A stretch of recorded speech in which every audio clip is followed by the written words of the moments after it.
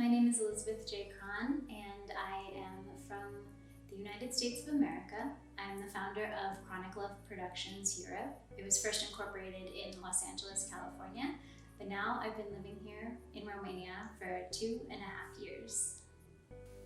I don't know if I ever felt like a woman in my family. And maybe I'm just being very particular about the wording. I was the youngest child. My mom had kids before my dad, and my dad had kids before me. Then they got together, they had me. And so I was raised in an only child, nuclear family. Just me and my 2 parents. My half-siblings were all older than me. And so I was always the baby. I was always the baby in the family. And I was always so cute, and I was always so small and just pinch the cheeks.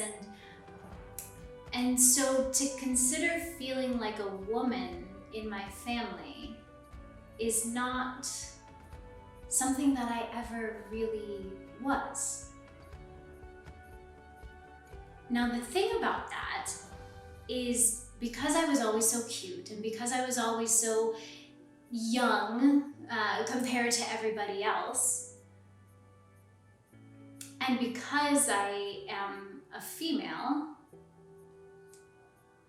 I think that the gender helped defend ageism. Because of this ageism in combination with gender discrimination, I learned very, very early on that intelligence is the best defense.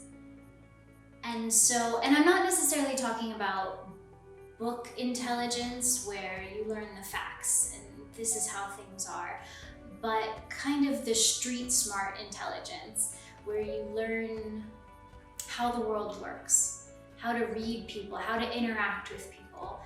And I'm a very naturally empathetic person, and I love getting into conversations with people one-on-one.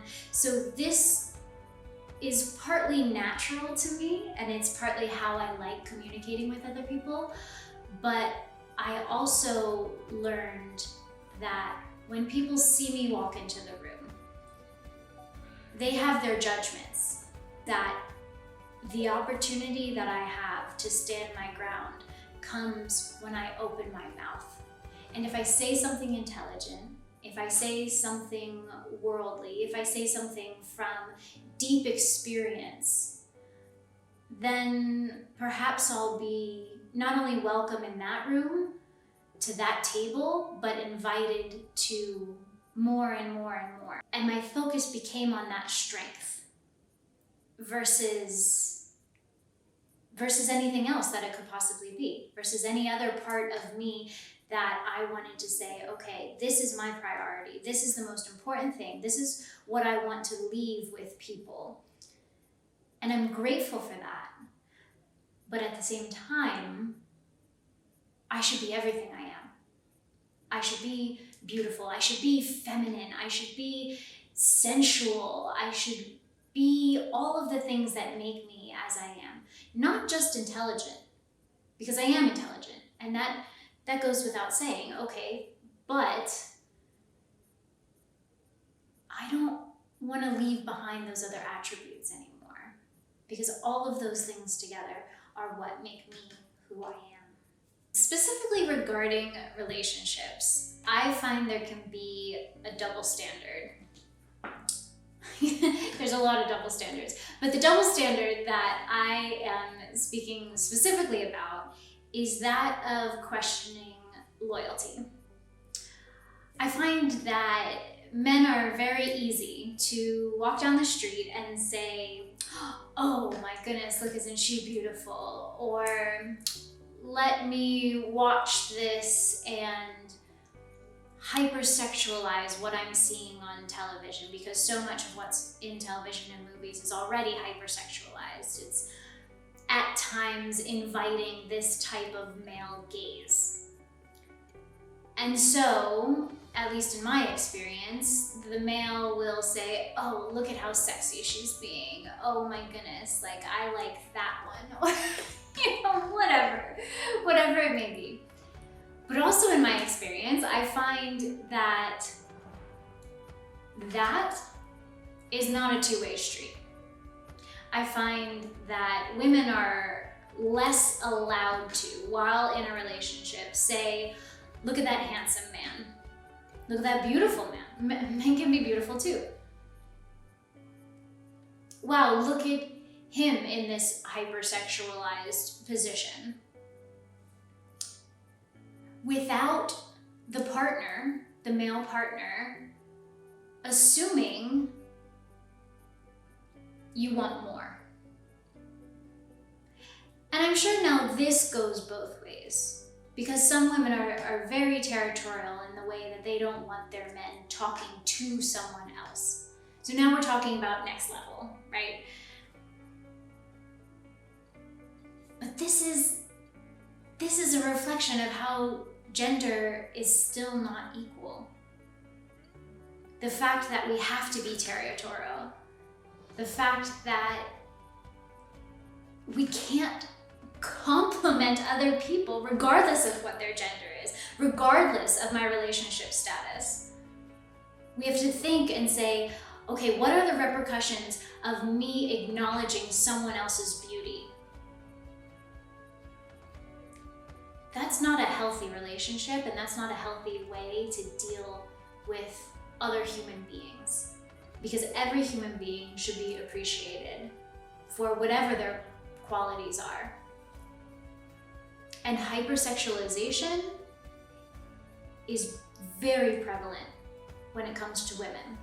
And it gives men a lot of opportunities to say, oh, well, she's asking for it. She's not asking for it. She's not asking for it.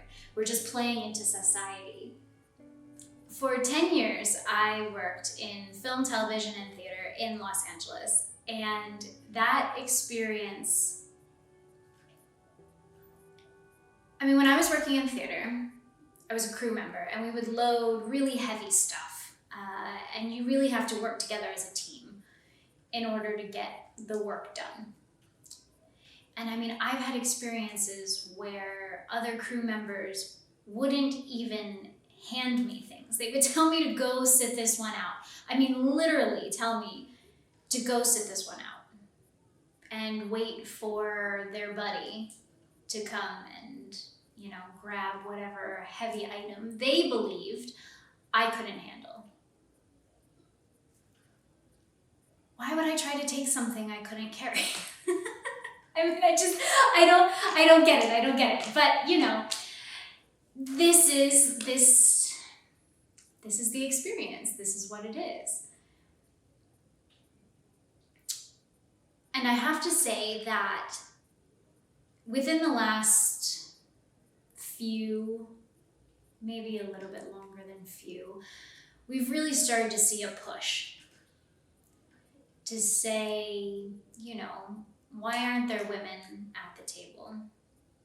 What's keeping women from being directors? What's keeping women from being producers?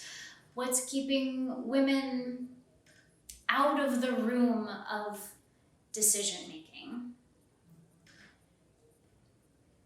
And so you see over the past few years, these standards being set. And you say, okay, we need inclusivity standards, okay? We need one woman, we need one person of color, we need one this, that, blah, blah, blah. And then we can say we're equitable. Then we can say, look at us, we are progressive and we believe in teamwork and everyone having this voice and being heard. But the truth of the matter is that those are boxes that get checked off. And I don't want to be a box that gets checked off. Another interesting aspect of being a woman in the workplace is competition with other women. It's almost as if we're told we're not allowed to compete with men. So who can we compete with? Other women. We compete by judging them, creating some kind of hierarchy of value and worth. And a part of me sees how that distracts us from competing with men. It keeps us from trying to take their jobs because we're in competition with another woman. I learned this. I learned this in the most unexpected of places, and that's pageantry. The biggest competition between women that exists. And that's where I've learned this. Pageantry is an amazing thing, and I've been competing for about 9 years now. And I'll tell you my experience. My very first pageant, I walked into orientation. I walked into the room and I said, oh my gosh, I've heard the rumors. I know what this is about, you know? And that wasn't what it was about. I walked into that room and I saw women supporting other women. I saw women striving to be their best selves. And it changed me. It changed my trajectory in business, in personal life, in spiritual growth even. I realized our purpose is to empower each other. Because when we're empowering each other, we're not distracted by things that truly don't matter. What is she wearing? Did she put makeup on today? In business, in anything, in any kind of competition, it's not a ladder. You know, on a ladder, there's one way. It's for one person. And one person climbs the ladder. And then the next person climbs the ladder. And if this person wants to get ahead of that person, they have to knock them down. But let me tell you, it is not a ladder. It's a staircase. And what is a staircase? A staircase is somewhere where people can walk up together. There's enough room on the staircase for everyone to be themselves, to do their best, and to grow as an individual and as a team. And that's what's most important. We as women cannot be distracted by these things because it's very, very difficult to already realize our dreams and our passions and to be welcome at the table to make those things happen for us, whatever your profession may be. In mine especially. And I think that if you have an opportunity to become a mentor, you should take it. Because inspiring the next generation, showing that there's representation in these positions of power and decision making is what's going to change everything. Because once you see yourself reflected back to you, you go, I can do that too. I can do that too. And if you have any kind of passion for any kind of thing, whether it's STEM, science, math, whether it's the arts, whatever it is, be a trailblazer and bring women with you. That's your tribe. It doesn't matter what a man says. It doesn't matter what society says. It doesn't matter what norms are. Know that you are valuable. Know that you deserve a seat at the table. And gender is the last thing anyone should be concerned about.